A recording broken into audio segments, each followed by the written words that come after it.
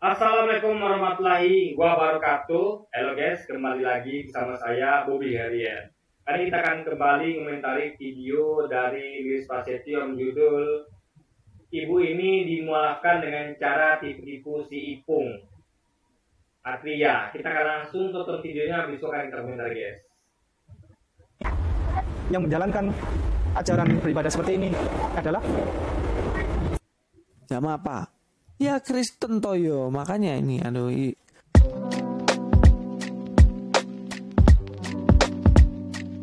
Ya, dari video itu terlihat jelas bahwa Ipung nipu-nipu seorang ibu-ibu yang mana ibu-ibu ini masih Kristen ya, dan berusaha dimualafkan dengan ayat tipuan. Sebenarnya bukan ayat yang nipu. Si Ipung ini pakai ayat itu untuk nipu ibu ini supaya kesannya kayak, wah ini ibadahnya dulu itu sama persis kayak ibadahnya orang Muslim. Saya katakan dulu ya, ketika ada seorang Kristen ya ngobrol dengan orang Islam ya, ketika dia pikiran terbuka, yang datang itu adalah orang Kristennya, itu artinya dia sebenarnya sudah tidak percaya lagi dengan agamanya.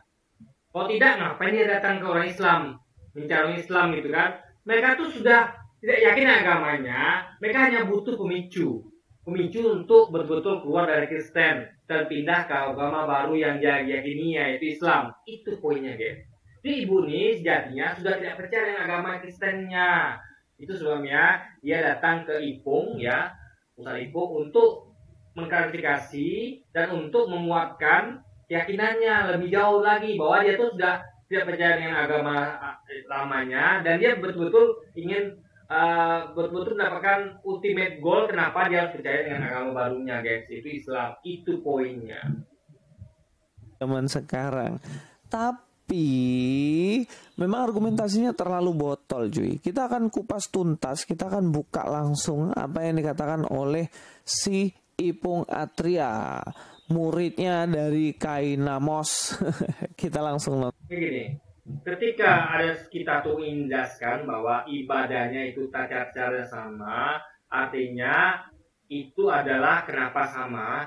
Karena berasal dari Tuhan yang sama. Tuhan yang sama tidak mungkin mengajarkan hal yang berbeda. Wong tuannya sama. Kayak bos ketika menerapkan aturan ke suatu perusahaan, dia akan terapkan aturan yang sama. Gak mungkin berubah gitu, nggak mungkin ya. Itu berarti kalau berubah berarti bukan bosnya itu, tapi bosnya ada banyak gitu. Misalnya peraturan tahun lalu begini, tahun ini begini, ganti, berarti biasanya ganti bos biasanya, ya kan? Bos ganti, peraturan ganti. Kalau bosnya lama ya peraturan itu aja gitu ya. Makanya dilihat kenapa kok Kristen ibadahnya beda dengan isi Alkitabnya, kenapa kok Islam sama? Artinya ibadah yang sama di Alkitab adalah dari Tuhan yang sama dengan yang di Al-Quran guys. Itu poinnya, logikanya kan. Tonton videonya. Nehemia 8:6. Ezra membuka kitab itu di depan mata seluruh umat karena Cara ibadah yang dilakukan oleh para nabi rasul zaman dulu sebelum Yesus datang hingga Nabi Musa, kemudian Yesus juga kerjakan itu. Bagaimana caranya? Buka di Nehemia pasal 8 ayat 6. Nehemia 8:6. Ezra membuka kitab itu di depan mata seluruh umat karena ia berdiri lebih tinggi dari semua orang itu pada waktu itu. Stop dulu. Ezra, begini Bu Melani, yang saya hormati, Ezra membuka kitab itu di depan seluruh umat, di depan semua umat, karena Ezra berdiri lebih tinggi dari umat itu. Berarti Ezra di sini berkedudukan sebagai apa? Ya, pengkhotbah. Dia sedang berkhotbah. Dia bertinggi dia. Dia berdiri lebih tinggi di depan seluruh jemaat. Kemudian lanjut Ibu. Pada waktu ia membuka kitab itu semua orang bangkit berdiri. Ya, pada waktu Ezra masih membuka kitab ini, para jemaat umat itu berdiri. Ada satu tata cara peribadatan dalam Islam itu namanya iqamat. Qomat. Allahu Akbar, asyhadu an la ilaha illallah, asyhadu anna Muhammadar Rasulullah. Semua pamit berdiri jemaat. Pada waktu khutbah masih mau menjelang selesai. Lanjut Ibu, lanjut.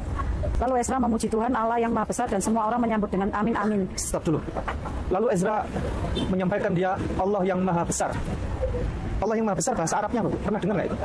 Apa? Bahasa Arabnya Allah yang Maha Besar. Bahasa Arabnya Allah yang Maha Besar. Kalau dalam Islam itu Allahu Akbar, itu artinya Allah yang Maha Besar. Ezra menyampaikan itu, Allah yang Maha Besar, Allahu Akbar. Lalu di belakangnya menyahut dengan seruan, Amin. Amin. Aminnya 2 kali karena di belakang itu umatnya banyak sekali. Lanjut lagi. Oke, disinilah letak penipuan dari Ipung Atria. Dia mengatakan bagaimana Esra mengatakan Allahu Akbar, dan kemudian orang-orang yang di belakangnya nih ya. Perhatikan kata Ipung tadi. Kalau teman-teman nggak percaya, diulang lagi, di-repeat, kemudian dia bilang di belakangnya orang menyambut dengan amin amin. Nah, ini penipuan yang dilakukan Atria supaya kelihatannya kayak Esra ini sedang pimpin sholat. Ya namanya juga orang yang suka nipu ya, pasti ditipu hal-hal kecil. Begini ya, bukan sedang melaksanakan sholat, tapi mirip dengan tata cara sholat. Itu 2 hal berbeda. Ya, sedang melaksanakan sholat dengan mirip dengan orang sholat itu 2 hal berbeda. Jadi gini, kalau ada ucapan Allah Maha Besar, itu Arabnya Allah Maha Besar, atau bahasa Inggrisnya God Almighty. Jadi Anda ngerti nggak ya? Jadi kayak kita sedang menyampaikan bahwa Allahu Akbar, itu artinya adalah Allah Maha Besar atau Allah Maha Besar. Itu sama, hanya dalam bahasa berbeda. Sama kayak di Alkitab disebutkan bahwa Allah is God atau apapun itu. Terjemahannya kan itu juga poinnya gitu. Jadi ini masalah terjemahan yang sama tapi bahasanya berbeda. Itu nggak masalah. Yang penting esensinya adalah Allahu Akbar atau Allah Maha Besar guys. Itu yang penting. Gini supaya seakan-akan mirip sholat. Padahal ini adalah hal yang keliru. Kenapa keliru? Kalau kita lihat, kita perhatikan dalam kisah dari Ezra ini, kalau teman-teman lihat ya, posisi peribadatannya. Ya, ini gambar ya, gambar. Kita cek nanti gambarnya sesuai dengan tulis, gitu kan? Ya adalah orang-orang banyak di sini sedang menghadap kepada Ezra, dan Ezra pun, kalau kita lihat di sini ya, dan Ezra pun menghadap kepada umat. Iya, itu yang digambar. Tapi yang tertulis tidak digambarkan seperti itu. Ini kan asumsi, khayalan. Jadi tidak diterangkan bagaimana itu posisinya. Yang penting berdiri lebih tinggi. Tidak diterangkan kemana arah menghadapnya orang yang sedang bicara dengan orang yang ada di belakangnya. Gitu guys. Ya kan? Dan ini ingat, ini di belakang itu aja tuh lagi ya. Kita ulang lagi ya, bentar.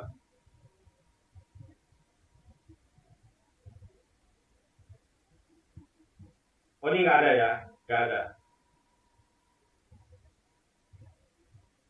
Ini nggak ada.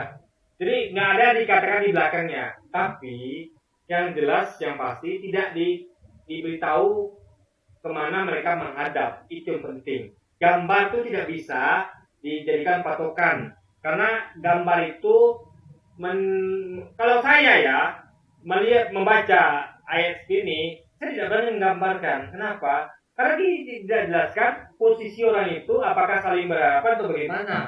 Karena bunyinya hanya begini ya. Ezra membuka kitab itu di depan mata seluruh umat. Ya. Membuka kitab itu di depan mata seluruh umat. Ya kan? Nah, karena ia berdiri lebih tinggi dari semua orang itu. Logikanya ya. Kalau dia, ini logika sederhana ya, justru dia lebih tepat itu membelakangi. Kenapa? Karena kalau dia membuka kitab itu di depan mata seluruh umat, posisinya dia berhadapan, berarti umat itu tidak bisa melihat. Karena kan di depan di depan mata seluruh umat. Penting nggak? Bukan gitu. Jadi gini loh, apa namanya? Ezra membuka kitab itu di depan mata seluruh umat. Artinya yang pasti memang umat itu memang melihat depan, menghadap si Ezra. Cuma masalahnya kita nggak tahu nih, Ezra itu menghadap kemana? Apakah menghadap umat atau melakukan umat? Ya, itu kita nggak tahu.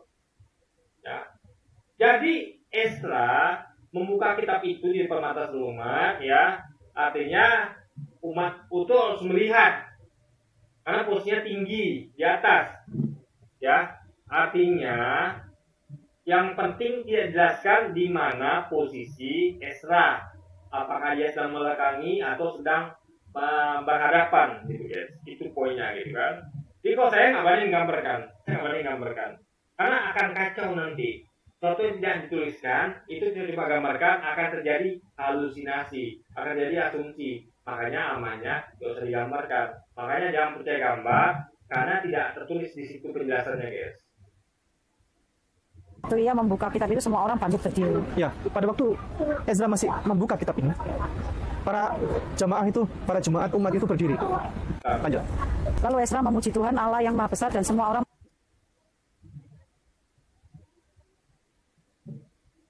Lalu Ezra memuji Tuhan Allah yang Maha Besar dan semua orang menyambut dengan amin amin. Ini kan sama dengan amin ini adalah, ya ini kan mirip orang sholat. Cuma kita nggak bisa bilang ini sholat, enggak ya. Tapi ada kemiripan di sini. Caranya sama, yaitu ada kalimat dia berdiri lebih tinggi, lalu semuanya itu mengatakan amin, dia juga mengatakan Allah Maha Besar, alias Allahu Akbar, lalu mereka itu mengangkat tangan kan, gitu. Karena Allah Maha Besar itu angkat tangan biasanya, gitu. Meskipun di sini amin, ya, aminnya angkat tangan, tapi ada kemiripan. Ini memang mirip, ada aminnya, ada Allahu Akbarnya atau Allah Maha Besar, dan ada berdiri lebih tinggi, gitu. Dan jemaahnya ada ke dia, karena jemaahnya bisa melihat ketika dia tuh membuka kitab, gitu kan. Nah, lalu kemudian mereka berlutut dan sujud menyembah kepada Tuhan dengan muka sebagai tanah. Artinya mereka sedang beribadah, ya. Mereka berlutut dan sujud menyembah, berarti bisa beribadah. Namanya sujud menyembah berarti beribadah, guys. Dengan cara yang sama yang orang sujud dalam sholat, gitu kan. menyambut dengan amin amin. Stop. Nggak percaya di ulama kecil banyak di sini sedang menghadap kepada Ezra, dan Ezra pun kalau kita lihat di sini ya, dan Ezra pun menghadap kepada umat. Jadi lagi ini gambar yang tidak dituliskan di dalam tulisannya. Jadi ini adalah gambar halusinasi, gambar asumsi yang kalau saya tidak berani gambar, kan tidak ada keterangan di situ kan. Posisi Ezra itu sedang menghadap atau membelakangi, guys. Tidak berdiri membelakangi. Nah, kalau sholat kan berdiri membelakangi, tapi di sini tidak. Nah, peribadatan seperti ini sama dengan peribadatan mana ya? Jelas ibadah orang-orang Kristen lah. Orang Kristen ada nggak sebut Allah Maha Besar? Yang ada Yesus Tuhanku, gitu kan? Ya kan? Dan yang penting itu adalah sujudnya itu berlutut dan sujud hingga muka nyentuh tanah. Ada nggak Kristen itu? Nggak ada, guys. Jadi Anda harus lihat yang namanya itu siapa sih, gitu. Itu poinnya, guys. Lebih mirip siapa gitu. Dari Allah Maha Besarnya alias Arabnya Allahu Akbar, bahasa Indonesia Almighty, ucapan aminnya sambil angkat tangan, lalu dia itu jemaah itu lutut dan sujud menyembah. Itu dari siapa coba? Itu poinnya, guys. Orang Kristen coba lihat orang-orang Kristen kalau ibadah, pendetanya di depan, kemudian baca Alkitab, memberikan khotbah sambil berdiri, kemudian umat Tuhan di sini memperhatikan kepada pendeta itu. Jadi nggak usah diklaim-klaim. Lutut sujudnya mana? Ada nggak kalian lutut dan sujud? Yang ada nyanyi, guys, joget gitu kan. Jadi nggak sesuai gitu kan. Antara harapan dan keinginan itu nggak sesuai, guys. Seperti sholat. Kecuali ini Ezra dia menghadap kebalikan dan di belakangnya banyak orang. Itu aja udah nipu. Terus juga Atria kan ngomong, si Ipung ini. Oh, ngipung. Nipu pula dirimu nih. Nah, si Atria juga dia nipu seperti ini. Kita akan lihat di dalam Alkitab ya. Dikatakan tadi bagaimana si Ezra, Nabi Ezra ini mengatakan Allahu Akbar ya. Apakah benar seperti itu? Apakah benar yang dikatakan seperti itu? Ya, kita akan coba cross check dalam kitabnya. Ya, dalam kitab ini dikatakan Nehemia 8 ayat 1, maka serentak berkumpul seluruh rakyat di halaman di depan pintu gerbang air, meminta kepada Ezra ahli kitab itu supaya ia membawa kitab Taurat Musa, yakni kitab hukum yang diberikan Tuhan kepada Israel. Diberikan kepada Israel ya, yang sekarang Israel yang kalian benci itu loh. Tuhan bicara sama mereka. Hai. Iya, Israel itu dulu Tuhan sayangi, tapi sekarang Tuhan benci. Kan ada di kitab tuh bahwa Allah itu telah mencabut keistimewaan dari Israel dan memberikan kepada bangsa lain. Itu ada ayatnya. Kenapa? Karena dulu tuh Israel itu masih mengikuti Musa, masih mengikuti Daud. Tapi setelah itu mereka mulai meninggalkan Musa dan Daud serta Salomo. Bahkan mereka meninggalkan Yesus. Bahkan mereka hendak membunuh Yesus. Membunuh Yesus pastinya sudah melempar dengan batu, dengan kotoran. Itu yang melakukan mereka pada Yesus gitu. Jadi apa sih yang Anda banggakan Luis dari Yahudi, Israel gitu kan? Mereka saja membunuh Yesus gitu kan? Jadi Israel dulu beda dengan Israel waktu zaman Yesus. Itu adalah dua Israel yang sifatnya berbeda. Dulu mereka taat, tapi belakangan mereka menjadi umat yang membangkang kepada Tuhannya, guys. Lalu pada hari pertama bulan yang ketujuh itu Imam Ezra membawa kitab Taurat itu ke hadapan jemaah, yakni baik laki-laki maupun perempuan dan setiap orang yang dapat mendengar dan mengerti. Ia membacakan beberapa bagian daripada kitab itu di halaman depan pintu gerbang air dari pagi sampai tengah hari di hadapan laki-laki dan perempuan dan semua orang dapat mengerti. Dengan penuh perhatian seluruh umat mendengarkan pembacaan kitab Taurat itu. Ezra, ahli kitab itu, berdiri di atas mimbar kayu yang dibuat untuk peristiwa itu. Di sisi sebelah kanan berdiri Matica, Sema, Anaya, Uriah, Hilkiah, Maisya. Sedangkan di sebelah kiri berdiri Pedaya, Misael, Malkiah, Hasum, Hasbadana, Zakaria, dan Mesulam. Dari sini aja udah beda sama sholat kan. Bedanya mana? Mereka itu berdiri. Nah coba ya lihat. Ada orang-orang yang berdiri di samping kan. Lagi ini gambar, beda dengan tulisan. Tulisan itu tidak dijelaskan posisi berdirinya ngadap kemana. Yang jelas umatnya itu ngadap kepada yang di depan, karena mereka bisa melihat bahwa Ezra itu membuka kitab Taurat gitu, ya kan? Karena mereka tuh melihat ke arah Ezra. Nah, cuman nggak tahu tuh posisinya belakangi atau menghadap kepada jemaat, guys. Jadi gambar itu harusnya nggak dibuat seperti ini, karena misalnya keterangan tidak ada gitu kan. Dan samping kirinya Ezra sebagai imam. Nah, kalau imam di dalam agamanya si Atria ini, itu kan tidak mungkin imam dia berdiri ada beberapa orang di sampingnya. Tidak. Imam seorang diri di depan. Ini saya mau terangkan ya. Jadi apa ya? Kalau Anda lihat itu ibadahnya dari Panji Gumilang yang yang pernah dikritik itu ya, pesantrennya. Itu kan memperhatikan hal seperti itu. Ada imam, di kiri kanan juga ada imam juga gitu. Imamnya lebih dari satu. Ada imamnya anak kecil, ada juga imamnya perempuan gitu. Nah itu Panji Gumilang sedang mempraktikkan ajaran dari Yahudi kuno. Jadi makanya kita meyakini ini sesat. Kenapa? Masih mencampur adukan gitu. Karena ajaran Muhammad imamnya satu memang. Tapi kan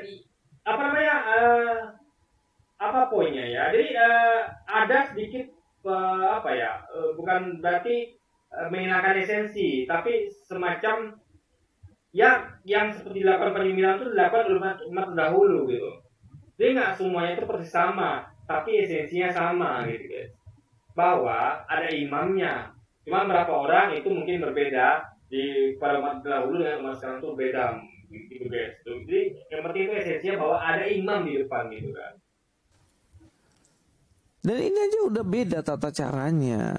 Kalau ilmu cocokmologi ya kayak gitu. Kita lanjutkan ya. Ya, ini kan sama gambarnya kan cocokmologi. mencoba menggambarkan yang tulis, meskipun tidak cocok. Karena yang tulis itu tidak menjelaskan, menerangkan posisi Ezra itu menghadap kemana. Yang ada posisi jemaat itu menghadap Ezra, karena jemaat bisa melihat jelas dengan apa yang Ezra lakukan. Gitu guys.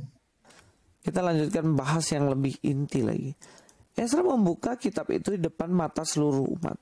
Karena ia berdiri lebih tinggi daripada orang itu, pada waktu ia membuka itu, semua orang bangkit berdiri. Lalu Ezra memuji Tuhan. Memuji Tuhan, Allah yang maha besar. Dan semua orang menyambut dengan amin-amin sambil mengangkat tangan. Angkat tangan ya, bukan melipat tangan. Itu tadi yang Ipung katakan ya, si Iprung ini. Iprung. Kita mengangkat tangan, kita yang mengatakan bahwa Allahu Akbar, Allahu Akbar. Jadi yang penting esensinya ya nggak mesti persis sama. Nanti nggak? Ya. Contoh, misalnya kayak kita yang sedang menu latihan misalnya. Latihan itu kan misalnya kita ingin membentuk otot. Ada yang urutannya misalnya dia angkat barbel dulu dengan posisinya begini misalnya, ya kan, lalu begini. Ada yang kebalik, ada yang begini dulu, ada yang begini. Tapi repetisinya sama, urutannya beda gitu. Misalnya dia lagi begini tapi sambil nonton kartun. Ada yang begini atau begini lagi nonton film kungfu misalnya. Tetap didapat esensinya, aslinya sama. Itu yang penting guys. Ada begininya dan ada angkat barbelnya dengan bebannya yang begini gitu. Ngerti nggak? Logika-logikanya. Itu bukan harus sama persis. Oh, kamu harus begini sambil nonton kartun ya. Enggak, bebas. Yang penting kamu begini. Ada begini dan ada begini guys. Gitu. Ya. Jadi itulah esensi yang tidak dimiliki oleh Luis Prasetyo gitu kan. Bahwa ada kesamaan esensi. Ya. Bukan masalah urutannya gitu ya, kesamaan sensi gitu loh guys. Mulai coba ya, kita dengar. Kalau Ezra memuji Tuhan Allah yang maha besar dan semua orang menyambut dengan amin amin sambil misalnya kayak dulu ketika Pancasila dibuat itu sila ketuhanan itu bukan posisi pertama ya. Setelah adanya perubahan direvisi dalam artian disempurnakan, Pancasila itu akhirnya sila pertama itu diletakkan di nomor 1. Tapi tetap esensinya sama gitu. Yang lama meskipun sila ketuhanan Esa bukan nomor 1, tapi tetap ada guys. Itu yang dimaksud dengan esensi gitu kan. angkat tangan. Sambil mengangkat tangan. Lanjut. Kemudian mereka berlutut dan sujud menyembah kepada Tuhan dengan muka sampai ke tanah. Lalu sambil mengangkat tangan, setiap kali gerakan itu mengangkat tangan begini Bu. Allahu Akbar. Mengangkat tangan, lalu berlutut, menundukkan diri, lalu bersujud dengan muka sampai ke tanah. Kira-kira di atas hamparan bumi yang luas ini, di bawah kolong langit yang kita tempat memayungi kita ini, agama manakah yang kalau tata cara beribadatannya seperti itu? Bu Melani pernah tahu agama mana di atas bumi ini yang kalau beribadah seperti itu? Allahu Akbar, mengangkat tangan, amin, kemudian ruku, menundukkan diri, kemudian sujud dengan muka ini sampai ke tanah. Tidak ada terjemahan lain kalau muka sampai ke tanah itu kecuali sujud ke tanah. Ini ibu nih ya kelihatannya memang sudah tidak yakin dengan agama Kristen, makanya dia tuh mencari Ustaz Ipung dan dia tuh hanya tinggal butuh micu saja untuk lebih meyakinkan dari keyakinannya yang memang sudah yakin dengan Islam. Kalau tidak yakin dengan Islam, dia nggak mungkin jadi Ustaz Ipung, nggak mungkin. Dia akan cari pendeta lagi gitu. Tapi kalau dia sudah tidak yakin dengan pendeta, dia lebih yakin dengan Ustaz, dia cari Ustaz guys. Itu logika pikirnya. Yang menjalankan ajaran beribadah seperti ini adalah ya inilah, lihatlah klaimnya si Atria itu. Dikatakan mengangkat tangan lalu bersujud, katanya begini, Allah. Tata cara ibadah itu guys, Allah Akbar itu ada angkat tangannya sebelum begini, atau mungkin tegak berdiri biasa, atau mungkin sujud dengan dahinya untuk tanah. Berlutut juga begitu, sebelum sujud kita berlutut dulu. Nah itu ada nggak dalam Kristen? Yang ada, jangan angkat tangan. Angkat tangan itu paling sambil nyanyi. Jadi Beda guys, beda. Bukan angkat tangan sambil bilang amin atau Allah Maha Besar, tapi angkat tangan sambil nyanyi gitu kan. Jadi ini beda sekali guys. Gitu. Sudah dilakukan oleh orang Yahudi dan bukan berarti itu sholat seperti Islam. Jangan klaim-klaim semacam itu. Nah, kalau mengangkat tangan begini lalu sujud, kan imamnya hadap sono, cuy. Ini imamnya hadap depan. Coba imammu hadap depan sambil itu. Apa nggak kau bilang sesat?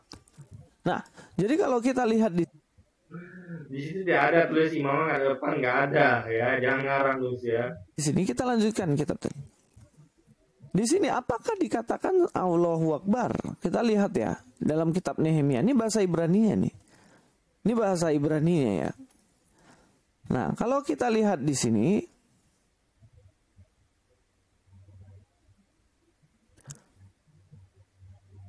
nah, lalu Ezra memuji Tuhan Allah yang Maha Besar. Apakah dikatakan Allahu Akbar? Hah? Nah, kita baca ini ya. Why Barek as Ezra at Yahweh ya. Yahweh at Yahweh. Allah yang Maha Besar itu diambil dari bahasa aslinya. Disesat menjadi Allah yang Maha Besar. Jadi Anda tidak bisa lagi berkutik Luis ya. Tidak bisa lagi membantah. Ini kalau tidak Anda salahkan nih translate-nya.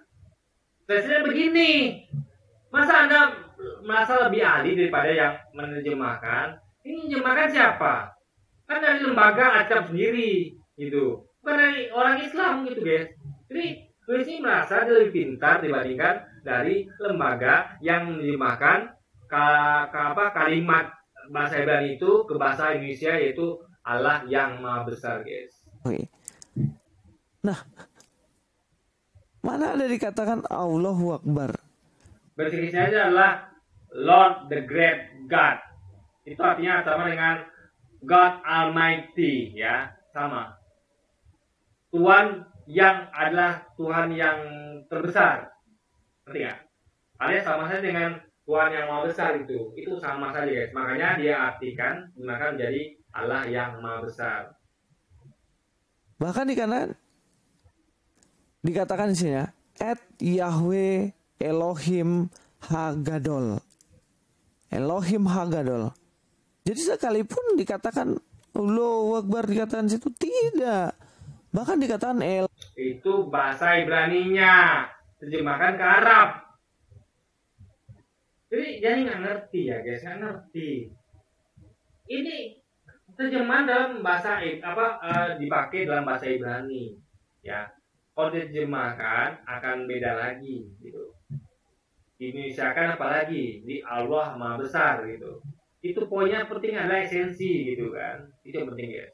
Elohim Hagadol Ezra at Yahweh Elohim Elohim Hagadol. Bahkan dikatakan Yahweh di situ, Adonai. Adonai. Dia memuji Tuhan, dia memuji Yahweh. Bukan memuji Allah, bukan. Memuji Yahweh dengan mengatakan Elohim Gadol.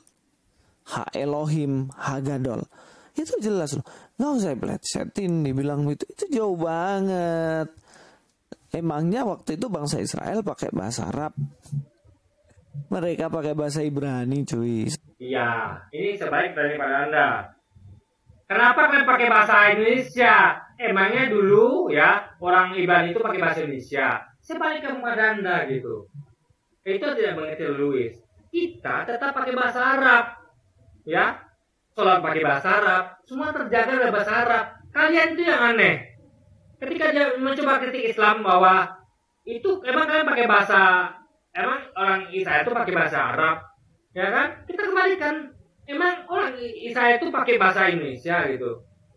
Ibadah orang Israel itu kan dengan bahasa Israel, kok ada jadikan bahasa Indonesia? Itu aja sudah ngaco guys.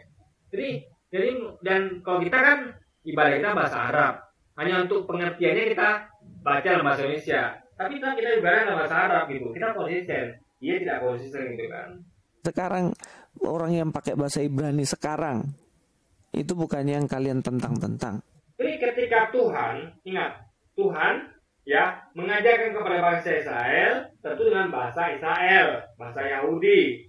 Ketika Tuhan yang sama datang ke bangsa Arab, tentunya mengajarkan kepada nabinya dalam bahasa yang dimengerti oleh orang tempat, yaitu bahasa Arab. Itu logikanya, guys. Ini Tuhan ini datang lagi kepada bangsa Arab setelah sebelumnya datang kepada bangsa Israel. Nah, untuk dua bangsa itu dia mengajarkan dalam bahasa yang berbeda. Untuk bangsa Israel dia mengajarkan dalam bahasa Israel. Untuk bangsa Arab dia mengajarkan bahasa Arab. Nah, kalau Tuhan itu datang lagi untuk bahasa Indonesia, dia akan mengajarkan dalam bahasa Indonesia. Tapi sayangnya Tuhan itu tidak datang ke bangsa Indonesia. Dia hanya datang ke bangsa Israel dan bangsa Arab. Memang ada yang disebutkan bahwa Tuhan itu datang ke bangsa lain, tapi periodenya adalah periode di masa sebelum kedatangan Nabi Muhammad. Setelah Nabi Muhammad datang, Tuhan itu tidak pernah lagi diterangkan datang kepada bangsa manapun juga, atau menurunkan utusannya kepada bangsa manapun juga, karena Nabi Muhammad adalah utusan terakhir, yang tidak ada lagi utusan atau nabi setelah yang diutus setelah Nabi Muhammad, guys. Bagaimana sih kalian? Nah, kalau kita lihat lagi di situ, ya, sujud menyembah di kolong langit ini, siapa yang beribadahnya sujud menyembah, kata si Atria, hanya Islam katanya. Loh, semua orang itu sujud menyembah, orang Kristen pun sujud menyembah juga. Ya, cuman kalau kamu lihat ya, memang tidak setiap hari. Tapi coba lihat, orang yang sembah-sembah patung itu, mereka sujud menyembah juga loh. Masalahnya ini disampaikan dahinya menyentuh tanah. Ya, kita baca lagi. Nih, mana ya?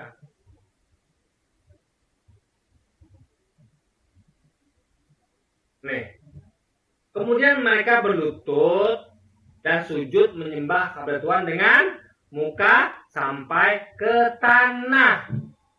Ketika orang Kristen nyium patung, mukanya nggak sampai ke tanah, tapi sampai kepada patung. Ngerti nggak? Beda, ini muka sampai ke tanah. Ada nggak orang Kristen yang ibadah mukanya sampai ke tanah? Nggak ada, guys. Nyium patung readernya kan? Nyium patung tuh mukanya, hidungnya sampai ke patung, mulutnya sampai ke patung, bukan ke tanah, guys. Gitu. Karena patung itu kan ada bentuknya. Patung pun diletakkan ke tanah, nyium patung akan kena patung, tidak kena tanah, guys. Itu cara berpikirnya. Dalam kitab ini dikatakan Nehemia 8 ayat 1, maka serentak. Jadi kita lanjutkan. Adonai, bagaimana sih kalian? Nah, kalau kita lihat lagi di situ, ya, sujud menyembah di orang itu sujud menyembah. Orang Kristen pun sujud menyembah juga. Ya, cuman kalau kamu lihat ya, memang tidak setiap hari. Tapi coba lihat, orang yang sembah-sembah patung itu, mereka sujud menyembah juga loh. Sembah-sembah patung. Kan pengakuannya jelas sekali miris, guys. Kok patung disembah gitu. Luis. Dulu memang ada orang nyembah patung dulu. Dan patung itu dihancurkan semuanya oleh Ibrahim. Patung-patung itu, yang disembah itu dihancurkan semuanya oleh Ibrahim. Masa sekarang ada nyembah patung lagi? Makanya saya katakan bahwa praktek penyembahan nyembah patung itu tidak relevan, tidak masuk akal. Dan itu dulu pernah dihancurkan oleh Ibrahim. Sekarang ada balik lagi buat itu gitu kan. Mereka yang menyembah berhala, mereka yang menyembah pohon-pohon, batu-batu, emang ibadahnya gimana? Ibadahnya juga sujud menyembah, jadi nggak usah naik. Bukan sujud menyembah saja, tapi muka itu nempel ke tanah. Itu poinnya. If bilang agamamu saja yang sujud menyembah. Terus setiap orang yang sujud menyembah, kemudian kau bilang Lalu ketika ada juga yang lain yang sujud menyembah muka ke tanah, bisa jadi dia adalah tuannya sama dengan Islam. Bukan tuannya sama Islam, mereka sebenarnya adalah beragama Islam, tapi dengan utusan yang berbeda. Karena Islam itu meyakini, di hadis dikatakan bahwa diutus tuh Nabi itu kan hanya 25, tapi sekitar ratusan ribu, guys. Nah, jadi karena tidak ada satupun kaum yang tidak diutus Nabi kepadanya. Artinya semua kaum itu ada Nabi yang diutus padanya. Jadi semua itu mendapatkan berita itu dari Tuhannya. Nggak ada satu kaum pun yang tidak dapat berita dari Tuhannya, gitu guys. Semuanya dapat. Makanya ketika ada kita lihat sesuatu itu melakukan praktek yang sama dengan yang Islam lakukan, bisa jadi mereka adalah Tuhannya sama, gitu. Ya kan? Dan agama Islam juga, cuman diselewengkan. Misalnya praktek lainnya diselewengkan. Jadi harusnya sujud menyembah dengan muka Tuhan itu untuk menyembah Tuhan, Allah atau Allah, tapi mereka gunakan untuk menyembah pohon misalnya. Itu poinnya guys. Ya, ajarannya itu yang diselewengkan, tapi prakteknya sama, yaitu sujud dengan muka untuk tanah guys. Sholat. Bagaimana jika dia sujud menyembah raja? Apakah dia sholat? Logikamu terlopung. Gak masuk ke akal. Nah, sujud menyembah Tuhan jangan samakan dengan sujud menyembah raja. Ya, kita ngomong tentang sujud menyembah Tuhan. Di situ tidak ada dikatakan sujud menyembah raja. Jadi lu itu jangan halu ke situ. Makanya kebanyakan halusinasi itu gitu. Tadi di sana tidak ada diterangkan itu Ezra ada kemana, tiba-tiba gambarnya dihalu. Langsung digambarkan S1 sedang menghadap jemaat. Itu kan halusinasi. Lalu ini kembali lagi halu gitu kan. Halu yang kedua. Yaitu mengatakan urusan bahwa apa nih? Ya. Bagaimana jika dia sujud menyembah raja? Nah, dengan dia sujud menyembah raja, ini tambah halu lagi gitu guys. Ini kebiasaan halu ya begini, gitu kan. Logikamu terlopung. Gak masuk ke akal. Nah, sebenarnya konteks Ezra ini saya harus bongkar sama kamu supaya kamu agak pinter. Konteksnya Ezra ini kan Ezra baru pulang dari pembuangan. Setelah pulang dari pembuangan kemudian dibacakan Taurat ini dan mereka sujud menyembah. Tapi kalau peribadatan mereka sebenarnya bagaimana? Peribadatan mereka itu bahkan harus datang bawa kurban sembelihan ke bait Allah. Dan imam nanti yang akan menyembelih itu dibawa ke ruang maha kudus. Jadi tidak ada ritual-ritual seperti sholat itu. Itu hanya case-case khusus. Sekarang saya mau bukakan cara mereka ibadah. Ada nggak di agama kalian? Gini ya, bentar. Gini guys ya, ibadahnya itu sama. Case khusus itu gini, bukan berarti kalau tidak dijelaskan itu berarti tidak ada. Tapi kita tahu bahwa praktiknya itu ada ibadah dengan korban, ya, korban bakaran, gitu, korban sembelihan. Ada ibadah dengan yang tadi, ya. Imam bilang Allah Maha Besar, lalu ngangkat tangan, imam bilang amin. Dan jemaahnya langsung lutut dan sujud nyium tanah. Itu yang penting gitu kan. Ada apa enggak di agama kalian? Coba ini. Ini ibadahnya orang-orang seperti Ezra ini. Ini masih tetap di kitab Nehemia ya. Ya tadi dia kutip Nehemia pasal 6 kan. Sekarang saya kutip Nehemia pasal 11. Nehemia 11 ayat 22. Pengawas orang-orang Lewi di Yerusalem adalah Uzi bin Bani bin Hasyabya bin Matanya bin Mika dari Bani Asaf. Yakni para penyanyi yang menyanyi sementara berlangsung kebaktian di rumah Allah. Nah ini perlu kita bahas ya. Gini ya. Kita tahu bahwa di Alkitab itu nggak semua perbuatan dari umat Yahudi itu benar.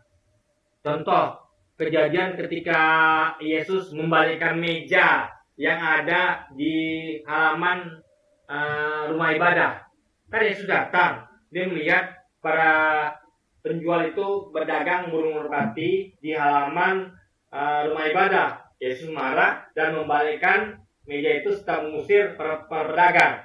Apakah itu benar yang dilakukan orang itu? Tidak benar. Juga ketika para Yahudi itu mengolong-olong Yesus, mengejar Yesus, apa itu benar? Tidak. Atau ketika Yesus katakan bahwa mereka itu Yahudi itu adalah ucapannya berbeda dengan perbuatannya, apakah mereka benar? Tidak. Yesus dia menyalahkan mereka gitu. Jadi bukan berarti semua dilakukan oleh orang-orang ini benar. Itu perlu dicek lagi guys ya. Misalnya ketika ada pengawas orang-orang Lewi di Yerusalem adalah Uzi dan bla bla bla, yakni para penyanyi yang menyanyi sementara langsung bahkan Allah. Itu kan berarti bahwa yang mereka lakukan itu benar atau juga salah, harus cek lagi. Yang kedua, jangan salah ya. Ini bukan berarti ya ini adalah ibadah. nyanyinya coba ya.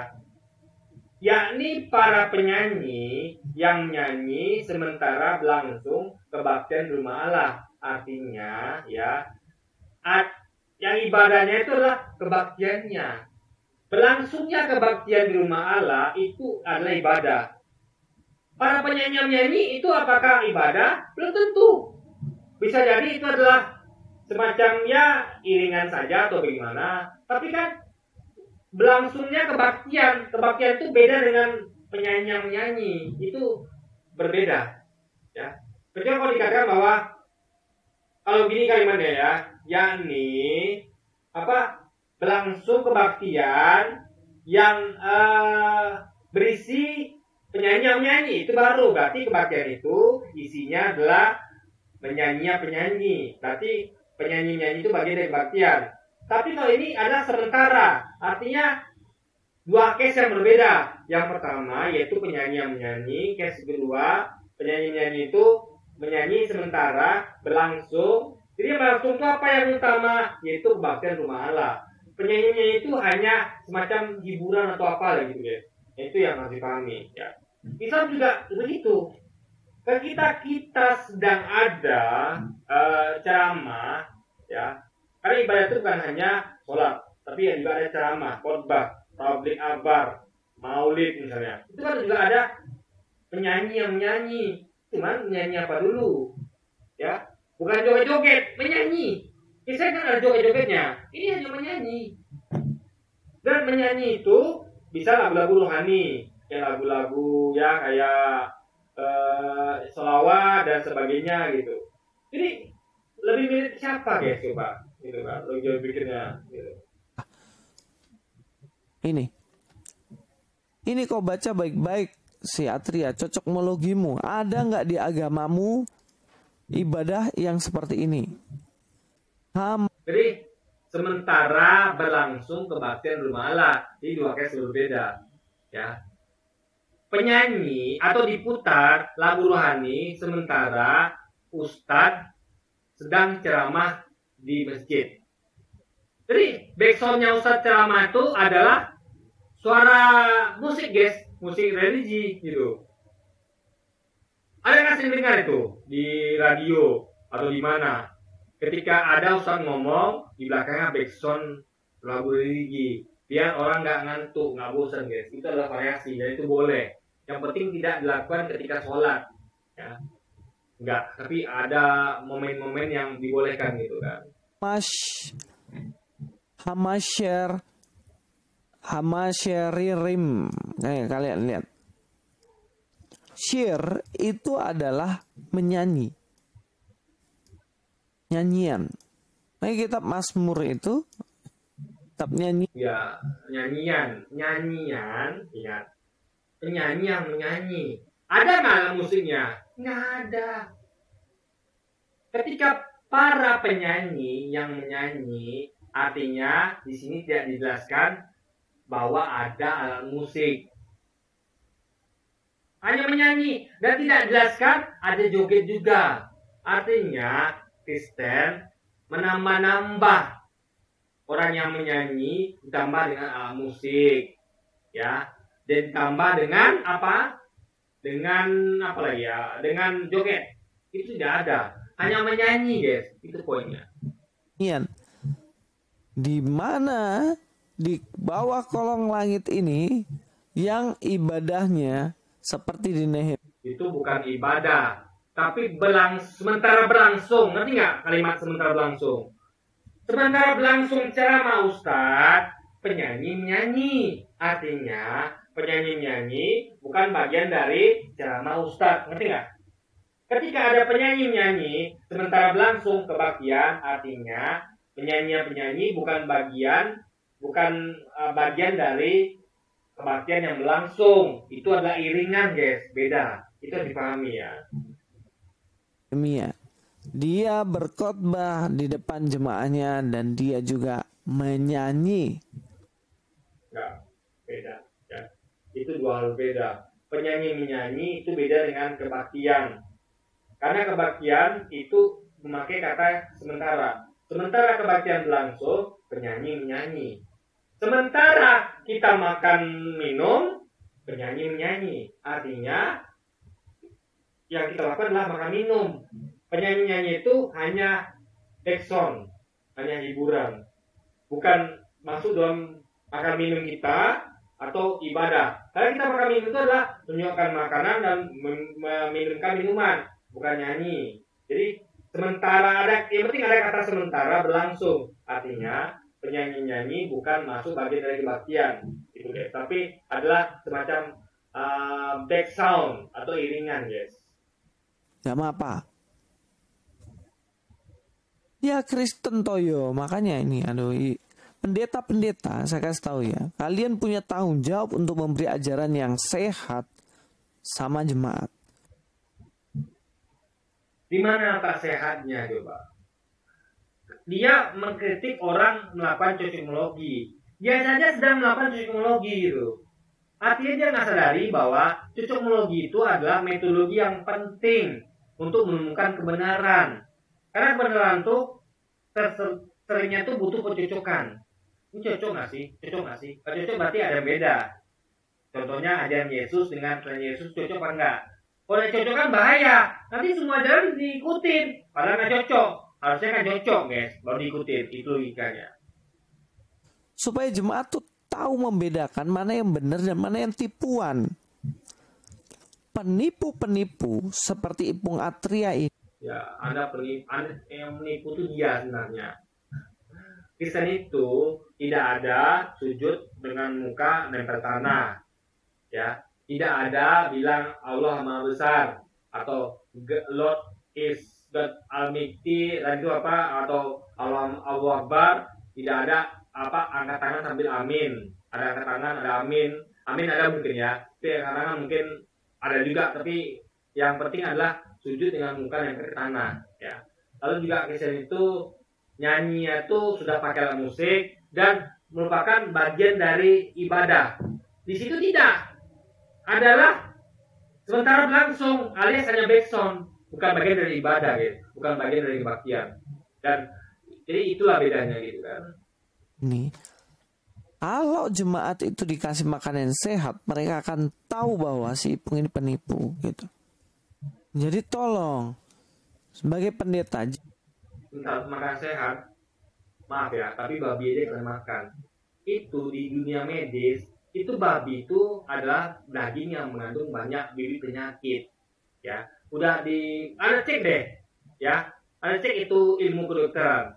Itu di situ banyak ilmu kedokteran tuh yang menyuruh kita untuk menghindari makan daging babi, karena banyak cacing dan banyak bahayanya guys gitu, ya. Jadi gimana mau sehat gitu? Mau sehat itu ya makan ikan, makan daging sapi, makan telur, sayur itu sehat, bukan daging babi yang diharamkan. Itu untuk makan daging babi kan tidak sehat, tapi kalian malah menghalalkan pula dan memakan pula daging babi kan. Padahal jelas dokter itu risetnya mengatakan membuktikan bahwa daging babi itu nggak sehat guys. Jangan hanya sampaikan wahyu umum saja, tapi sampaikan wahyu khusus, itu penting. Bagaimana gereja-gereja sudah kehilangan Injil di gereja sendiri.